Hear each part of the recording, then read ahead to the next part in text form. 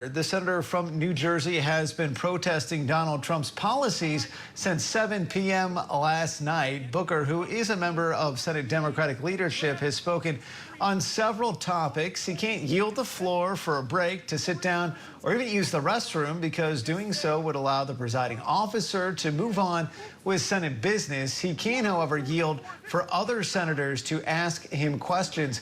Let's listen in for a minute before we hear from our congressional correspondent, Nate Reed. And they actually kind of like each other. So they go to the producers and they say, hey, could you let us do the final segment called Ceasefire? Can you let us do the final segment called Ceasefire? Listen to John McCain. And the producers say, yeah, go ahead. Go ahead. And so they do this last segment talking about the areas they agree, but the producers run in after a few shows and stop them. Can't do it. Why? Ratings are going down.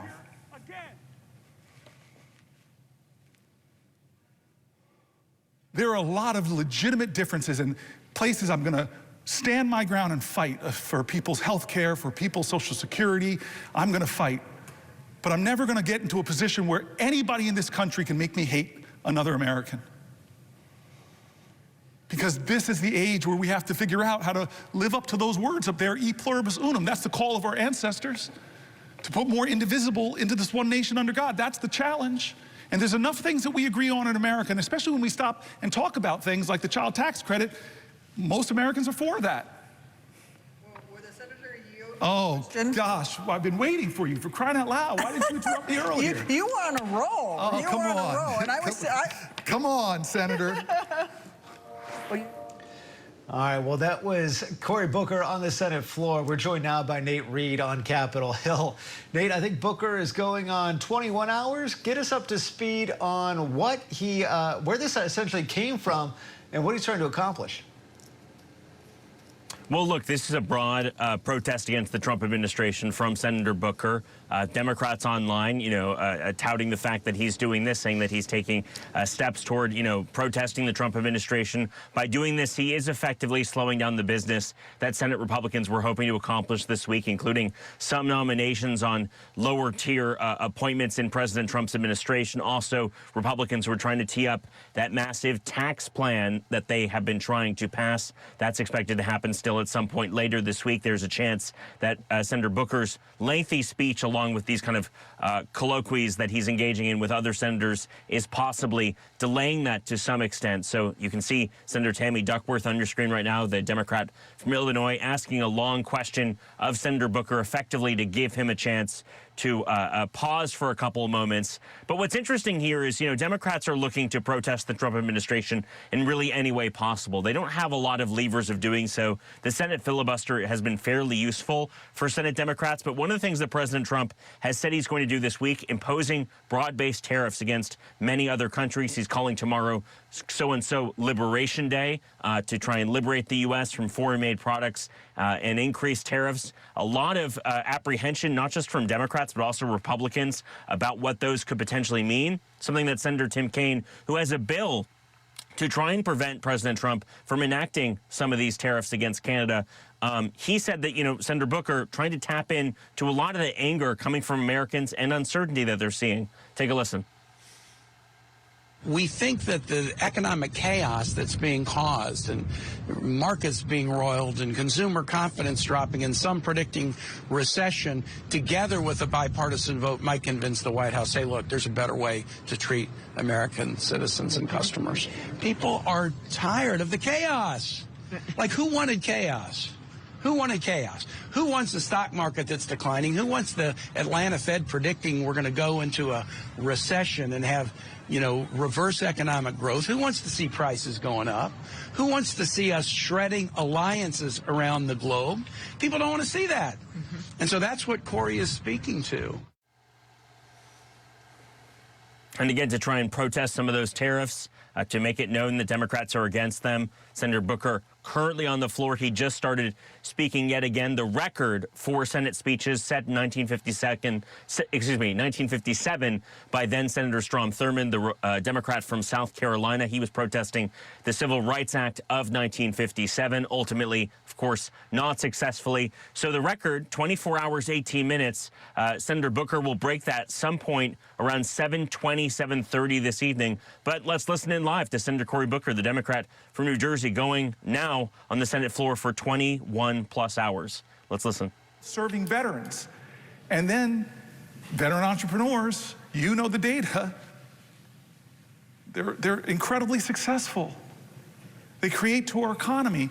The VA is cutting not just veteran jobs, they're cutting contracts with veteran-owned businesses. I don't understand how you can say out of one side of your mouth, you honor and respect our veterans, which is not what our president's always said. Dear God, what he said about John McCain.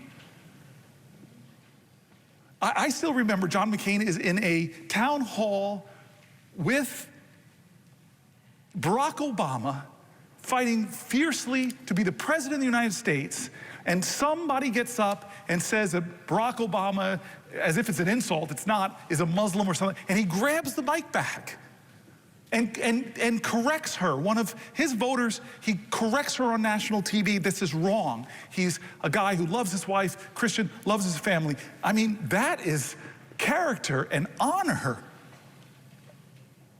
Can you ever see that from our president now? And this is how wrong I was. And I want to admit, I've made mistakes, I've been wrong.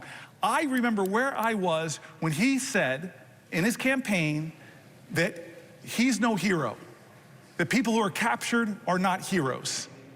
I said to the people that were with me, there goes his 15 minutes of fame. I thought that was the end of Trump. But somehow you could become president of the United States when you insult the veterans who serve. I want to read you, and I know you have another question, but can I read you? I don't know, John Lewis and John McCain, the two Johns are coming up a lot in so far my 20 hours. But I want to read you this. I want to read this when you were here, because I read this,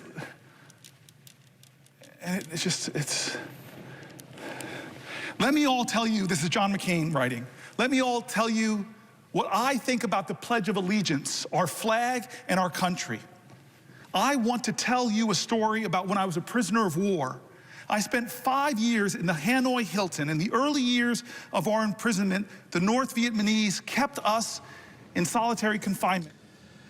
Now, Nate, we're looking live at Cory Booker. Seems like a guy who's been standing in one place for a long time. Talk to us a little bit about the mechanics here. We know he can't leave the actual Senate floor, can't use the bathroom, right? What has life been like for Cory Booker these 20-plus hours? It's quite difficult.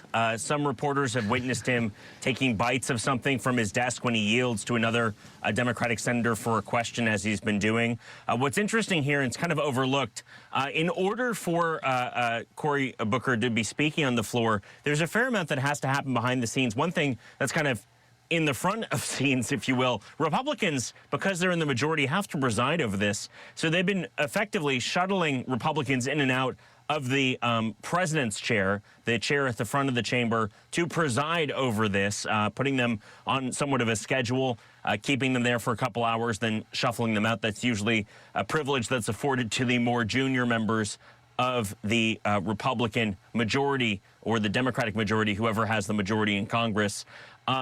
He is not really able to leave the floor to use the bathroom. That was an issue that came up with Senator Thurmond as well back in 1957.